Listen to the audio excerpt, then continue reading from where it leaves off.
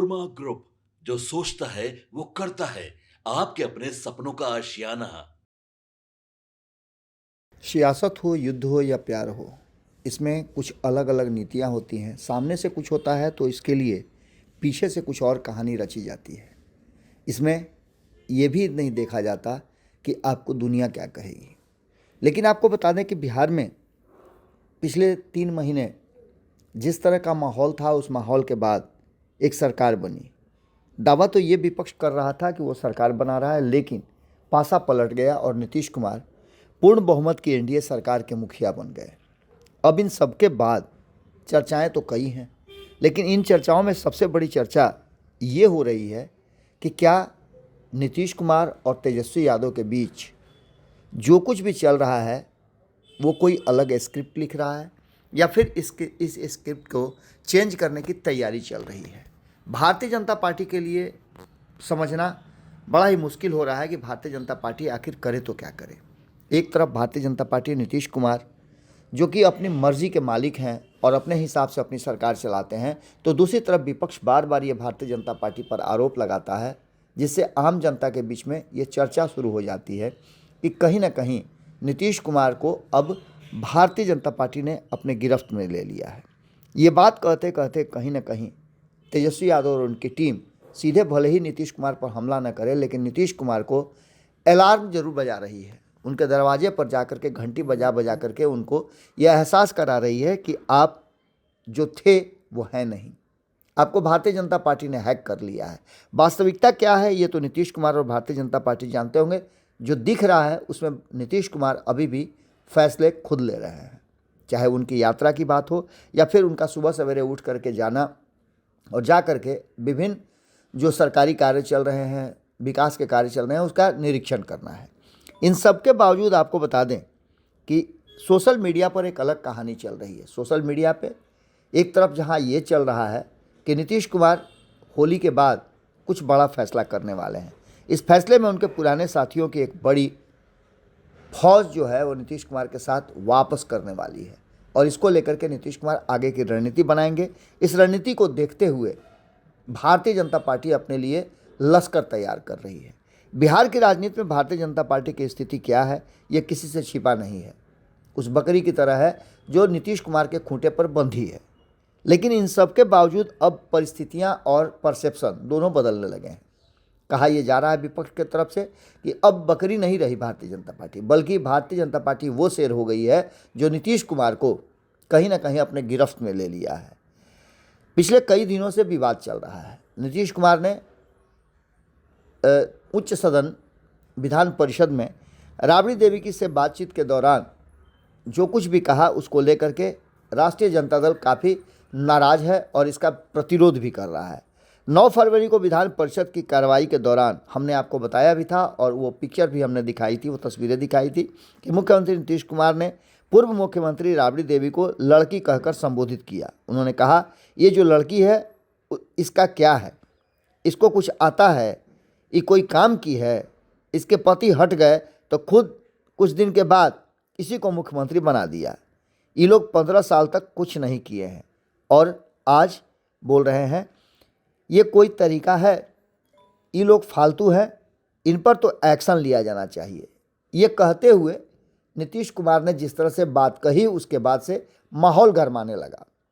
हालांकि इन्हीं बातों को अगर दूसरे परिप्रेक्ष्य में देखें तो 2 दिन बाद विधानसभा में इस बात को उठाया गया और विधान परिषद में भी 1 दिन के लिए विपक्ष के सभी सदस्य निलंबित कर दिए गए।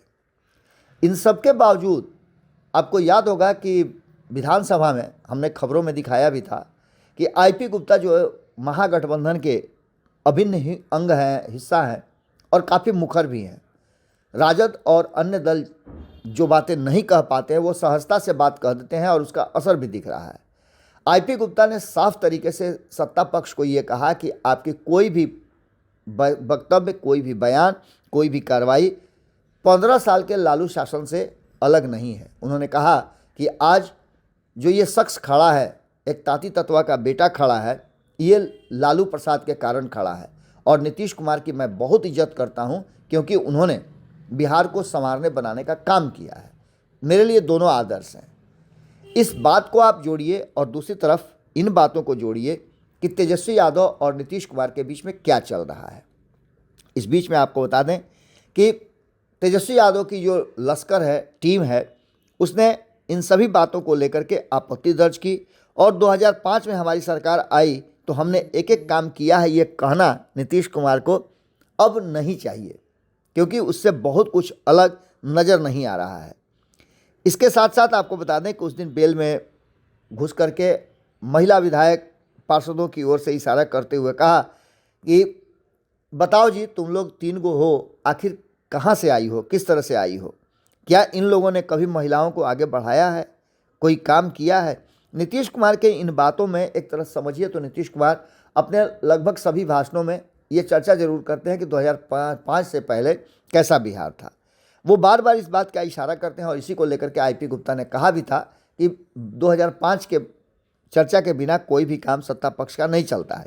इसके बाद असल में स्थिति यहाँ आ गई कि तेजस्वी यादव ने एक्स पर लिखा, डिमेंशिया और अल्जाइमर का दुष्प्रभाव जब बढ़ता है तो व्यक्ति मानसिक रूप से विक्षिप्त अवस्था में चला जाता है, जहां आप सहानुभूतिपूर्वक रोगी के मानसिक स्वास्थ्य लाभ की कामना ही कर सकते हैं। प्रदेश की प्रथम महिला मुख्यमंत्री को लड़की कहने तथा महिलाओं के प्रति अपनी संकीर्ण, नकारात्मक और दोषपूर्ण सोच का कई बार प्रदर्शन करने वाले मुख्यमंत्री को आप क्या कहेंगे। मुख्यमंत्री जी की इसी मानसिकता के कारण प्रतिदिन बिहार की सैकड़ों बच्चियों, छात्राओं और महिलाओं के साथ दुष्कर्म की घटनाओं का प्रोत्साहन मिल रहा है। ये बात आपने सुन लिया। अब हम थोड़ा सा पीछे जाते हैं 2024 से पहले। 2024 जनवरी से पहले आपको याद होगा कि नीतीश कुमार तेजस्वी यादव के साथ थे। तेजस्वी यादव बिहार के उप मुख्यमंत्री थे। इसी तरह की एक बात प्रजनन को लेकर के नीतीश कुमार ने जो दोनों ही सदन में कहा था, एक ही सदन में नहीं, विधानसभा में कहा, और उसके बाद उनको समझाया भी नहीं गया और उनको किसी ने इस बात को बताया भी नहीं कि इस तरह की बात करने का मतलब क्या होगा। उन्होंने विधान परिषद में आकर के बिल्कुल उसी अंदाज में कॉपी पेस्ट किया और उसका समर्थन तेजस्वी यादव ने किया था। तब भारतीय जनता पार्टी विपक्ष में खड़ी थी। अब वही बात नीतीश कुमार की नागवार गुजर रही है विपक्ष को। यानी कि सीधे तौर पे आप देखें तो इन सभी बातों को लेकर के 9 जनवरी को विधान परिषद में लड़की कहना और उसके बाद जो विरोध प्रदर्शन हुआ वो अब आगे एपिसोड में बढ़ गया है। इन सारी बातों को लेकर के जो घटनाएं घटी वो तो हमने आपको बता दिया है, लेकिन अब जिस बात को लेकर के चर्चा चल रही है उसमें राष्ट्रीय जनता दल ने अपने आधिकारिक पेज पर नीतीश कुमार के लिए जो बातें तय की हैं या उनके बारे में जो कहा है वो आपको बताते हैं, उसके बाद की कहानी आगे क्या बढ़ी।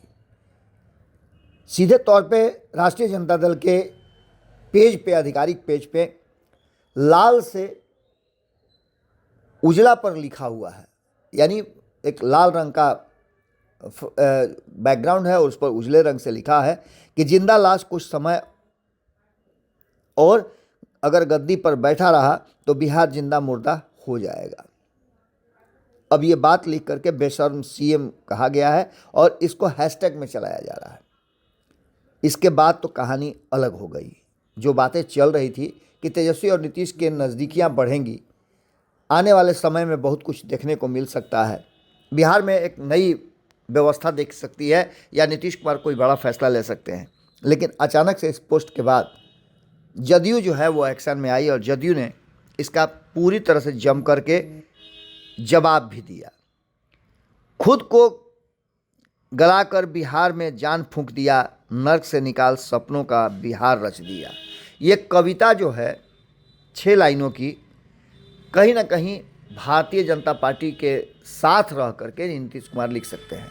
इस तरह के शायराना अंदाज में भारतीय जनता पार्टी के सामने और नीतीश कुमार के लोगों ने नीतीश कुमार के पक्ष में बात करते हुए राजद को जवाब दिया है। लिखा है कि खुद को गलाकर बिहार में जान फूंक दिया, नर्क से निकाल सपनों का बिहार रच दिया। काश ऐसा लाश तुम्हारा बाप भी होता, कम से कम बिहार अपना अस्तित्व तो न खोता।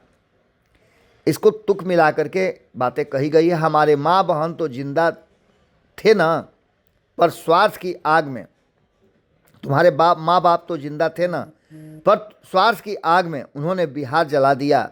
खून चूसकर राज्य को जिंदा लाश बना दिया।